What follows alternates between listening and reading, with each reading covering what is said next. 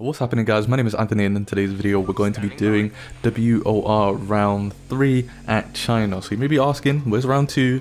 Where's some of the MRL races? Well, recently we've not really had the best of luck in our league races. You've seen what happened in MRL in the previous video, and what happened in WR Japan was we just didn't really have a good race. We bottled Quali, and then in the race I just wasn't really able to capitalize, and we basically ended up spinning, and I ended up just retiring pretty early on in the race. So moving on to China now, I knew that China was one of my stronger tracks on the calendar. Even though China's not necessarily a wheel based track, a lot of people will argue that China is more for the pad than it is for the wheel. I've always found that China's been one of my stronger tracks, so I wanted to try and redeem myself, especially in WOR, because at this point in time I believe I only had 1 point to my name in this league, and I knew I could do a lot more than that. I knew I should be fighting towards the top of this league and fighting for the actual championship itself, so I wanted to try and put in a good performance to really kickstart that campaign. And you can see now we're on a flying lap, and as soon as we entered Quali, it actually told us that it would be raining towards the end of Quali. So at this moment of time, you can see I was mainly in a rush to just try and get a banker lap in, so that we could at least have a time on the board, so that when the rain came, we knew that whatever position we were in at the time was the position that we were going to stay in, obviously, because you can't really improve when it comes to wet conditions versus dry conditions. So we're on our first banker lap here, and we've missed a couple of apexes, which you tend to do on banker laps just as you're getting used to the track and as the track's still quite green. And you can see that Bailey ended up doing a 1:30.1, and then Johan ended up improving on that slightly. But as we come up to the final corner now, you'll see that we just end up invalidating our lap. But as we cross the line, you'll see that we actually did a 30.0, and that was whilst missing a couple of apexes as well. So we definitely had the pace in order to really fight towards the front if our banker lap was provisional pole at the start. But as you can see on the second lap, weren't really improving the way that I was hoping for, and at the end of sector 2 here, we just run over the white line and end up invalidating the lap. We actually ended up having to speak to Jeff because, as I said, the rain was coming, and I wasn't exactly sure when it was coming. So I kept asking Jeff, what's happening with the rain, what's happening with the rain, because I really needed to set a lap in. And by the time that we actually managed to set a lap in, it was 2 lap old tires, which at China is very bad. And yeah, you can see we were about 2 temps up, but then we just ended up getting screen freezes towards the end of the lap because the rain was coming, and I still hadn't fixed the settings for my graphics card.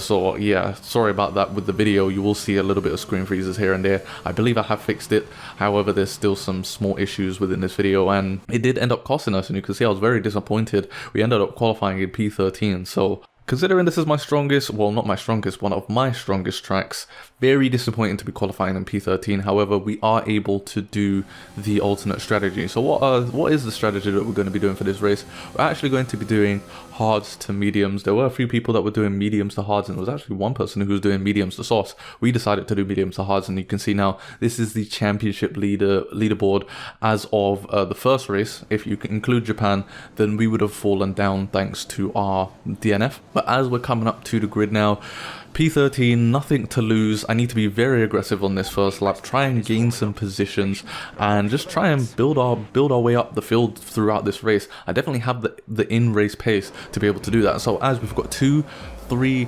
4, 5 red lights here for the Chinese Grand Prix in WOR, and lights out and away we go, and we actually get a pretty decent start on these hard tires. You can see Tax next to us is on the mediums, and he didn't really get much of a better start than us. So yeah, considering that, you know, he's got more mechanical grip right now, being on the softer compounds, we got a pretty decent start, and we were in the inside for the first corner. However, we're going to be on the outside for the second corner, so we need to get a rocket launch of an exit here in order to get past Scars, and that's exactly what we managed to do. So pretty happy with that. We've already gained a position, and we're now the lead hard tire runner. So yeah, I want to keep this position, so just trying to be aggressive here. There were a few incidences between some of the drivers here, and we did have a little bit of a bump. I don't think that caused any issues, but you can see there's just carnage everywhere, and that's good for us because that means that we're slowly gaining positions, and we're now in P9, so we're already in the top 10 on the hard tires, which is a very advantageous position for us. We are going to lose some time to the guys ahead of us just due to the the nature of our tires. China is a very not tire friendly track, I should say, and it really relies on mechanical grip. So if you've got the softer compound of tire, you're just going to be quicker and you're going to be able to get outside of the DRS. It's not one of those tracks where even if you're on the harder compounded tire, you could maybe stay inside the DRS. The person ahead of you is going to have to make a very big mistake, which, speaking of big mistakes, as we come up to the end of lap 1, Tax, he makes a massive mistake. He brakes us a bit too late, has to dive out of the way to avoid hitting Johan, and we were able to pass him. So now we're ahead of a couple of medium guys here, and we've only got the soft compound runners ahead of us, which is very advantageous to us if we can keep... Hey guys, sorry to interrupt you. However, I did want to let you know that this video is sponsored. Yes, BushiAntz is finally sponsored by my subscribe button. By clicking the subscribe button to my channel, you will get multiple league racing videos a week, and I also live stream those league races as well, so make sure to come and check those out, because usually once I actually finish the live streams, I either put it on unlisted or I private them, so it's very difficult to get access to the replays of my live stream. So if you want to catch the league races live, you've got to be there, and in order to be there, you need to be subscribed to the channel. So enough interrupting you, let's get right back to the video. This position, which as we come up to lap 3, to my surprise, we actually managed to, and though you could argue that dirty air was a big factor into why we were able to keep this position, because we are in clean air right now, I do feel that one of my strengths when it comes to league racing is being able to drive within dirty air. So the fact that, you know, we were still able to keep the guys behind us on the mediums with this clean air, it showed that we did really have some solid pace, because as I said before, when it comes to this track, it's all about mechanical grip, and the medium tire runners will have a huge advantage over us. But we're using our ERS smartly, and we're using our pace advantage smartly as well. You can see there's another yellow flag going on as there's more chaos going on behind us. We're not really focused on that. We're more focused on Tax and Blue, who are directly behind us. We're making sure that we, by the time we get to this section of the track where there's that long 1 kilometer straight with that DRS zone, that we are at least half a second, maybe 6-7 tenths ahead of Tax, so that we can use our ERS just that little bit more, just in case he decides to pass us. Because even though I feel that one of my strengths is driving in dirty air, I did want to obviously keep in a position where I can drive in clean air. So we're using our ERS if we feel as if he's getting a bit too close, just so that we could defend that position. And then the clean air is obviously helping us quite a lot through that middle sector, which is where you would feel that the medium tires would be strongest against us. And you can see that Morgan, he ends up going into the pits. I believe he pit a bit too early. I know that the softs don't last too long around here, but I felt even then he pit way too early. He was going for a 2-stop, I believe, which, to be fair, on this track could potentially work, only if there's really a safety car. So to be honest, there wasn't a safety car here, so it didn't really work out for him. But as we move on later on in the stint now, we're lap 8, and you can see now Blue, he is behind us now. We're actually leading this Grand Prix, as all of the soft tire runners had actually gone into the pits, and I'm not exactly sure what happened to Tax. I don't know if he spun or if he pitted fairly early. I'm assuming maybe he got damaged or something, and that's why he's nowhere to be seen. But at this point of time now, we're leading the Grand Prix. This is the time where we should be using our pace advantage. The hard tires are slowly becoming the quicker tire. There's still a good few laps yet before the hard tire will be considered the quicker tire at the point in the race. However, at this point in time, I did feel that I was one of, if not the quickest person on track, even on these hard tires. So we were using our ERS, as I said, just the best we can, making sure that we are as far ahead from Blue as we possibly can going into this 1 kilometer straight. And yeah, at this point we still got only about 26% tire wear on our tires. So even though China isn't necessarily the best track for your tires, we're still doing pretty well with our tire management. And I wasn't really saving my tires either, actually. We were pushing for the majority of the time, so I don't know if maybe the setup we had was pretty decent in terms of how it balanced the tire wear. But yeah, we were fine in terms of tire wear. But you could see moving on to lap 10, we did end up letting by Blue Plus, and that was just because we didn't really have a lot of ERS. We were using our ERS more during this section of the race, and I wanted to save just that little bit more. So we were behind him, we were in the DRS, and I thought, okay, well, I was able to keep them behind me for now, which means if I let Baibu go past, then it will allow me to stay behind him. And that's exactly what ended up happening. And by the time we reached the end of my stint, which is lap 16, you can see now, we ended up passing him again, and we actually ended up making the gap, because at this point of the race, the hard tires is by far the quicker tire compared to the mediums if you started on those tires. And we actually go into the pits. You can see that Blue, he stays out, and that's because he was actually the person that I mentioned earlier who was doing the mediums to softs, and I wasn't necessarily sure about that strategy as we were getting towards the end of the stint. I decided to go with my gut. I decided to go with what Jeff was saying, and I decided to pit on the mediums because I was thinking about pitting on the softs because of what Blue was doing, but we went on the mediums because I knew that the mediums were going to be very good to us for the rest of the race, and they weren't going to die out towards the end of the race. So that's what we did, and we ended up coming out in P5. I believe we end up being around about 6 seconds ahead of Daniel, who you'll see behind us in our Alfa Romeo. He's on the hard tires. Since we're ahead of him, he's going to be no threat to us for the rest of this race. You can see that Guiza's in front of us with a 3-second time penalty. I believe he had an incident towards the beginning of the race, and he's been on those hards for a long time. So he's going to be quite slow, especially towards the next coming laps. And then you can see Johan is ahead of us as well. And Blue is still ahead. So right now, we're in a podium position potentially, as Guiza does have that 3-second time penalty. So once he goes into the pits, once Blue goes into the pits, we will be fighting for a podium position from P13. So yeah, our pace really was shown in this race, and I'm very happy to be able to have done that, because we have had incidences over the past couple of races where I felt as if we should have been way higher than we ended up being, and finally in this race we were able to do something about that. So you can see lap 19, finally past Guiza. You may notice that Danico has a 3-second time penalty as well, and I didn't realize this at the time because Blue was still out. He goes into the pits on this lap,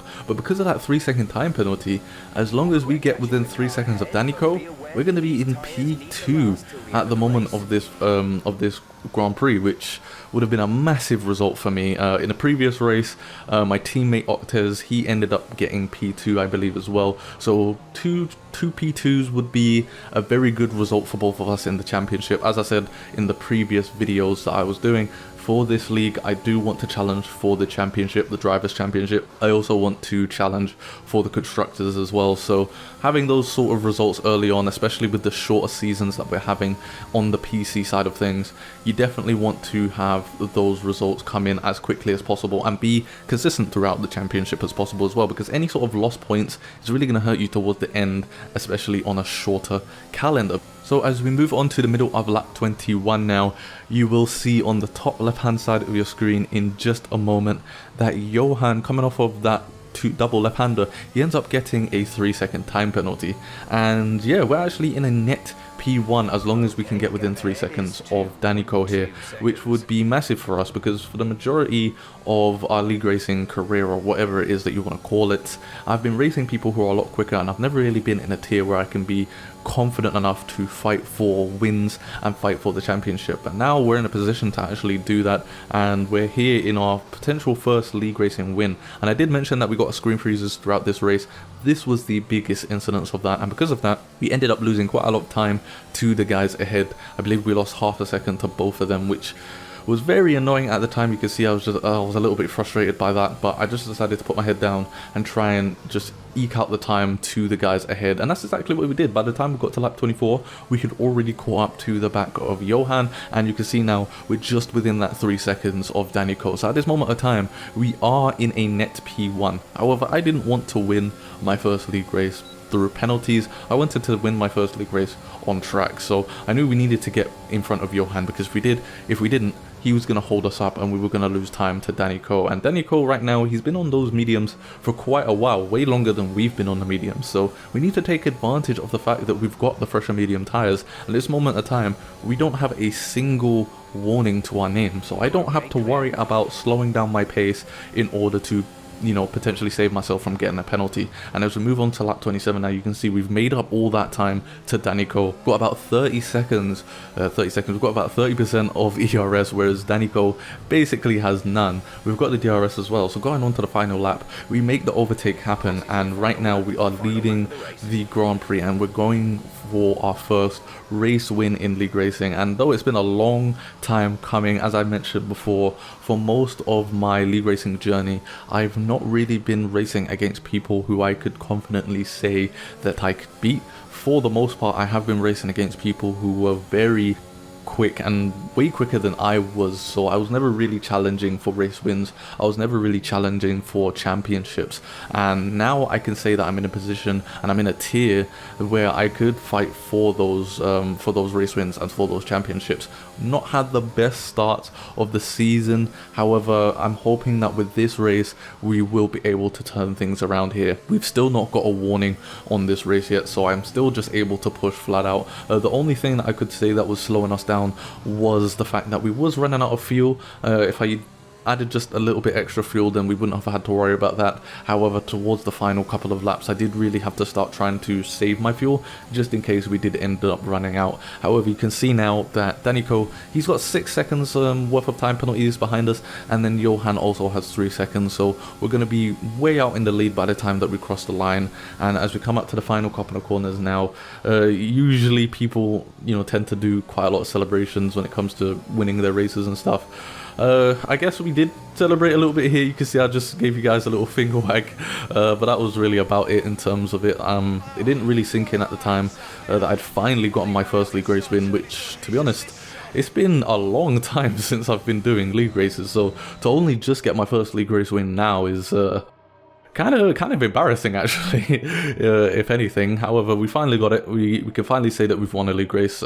It's been like a year and a half since I really started league racing, so yeah, it's definitely been a long time coming. However, the leagues that I've been racing in, you know, there's been no slouches. A lot of these guys are very quick, and for the most part in my league racing journey, as I mentioned, they've been a lot quicker than me, so I've never really been able to challenge for these type of positions. However, moving on forward, I feel as if I'm improving a lot. I've also figured out some weaknesses that I've had for quite a while that I'm going to try and work on as well, and hopefully that means moving forward I am able to challenge in both MRL and in both WR as well for these league racing wins and for more podiums as well. But before we get into the actual outro of the video, just wanted to give you guys a little rundown on how the championship in WR is going right now as of round 3, because I forgot to do it in the actual video. So if you take a look right here, you'll be able to see that I'm currently sitting in 4th place with 26 points, as we got the 25 points in China and the single point in Bahrain. So hopefully that means that we can actually get some more podiums moving forward, and we can actually challenge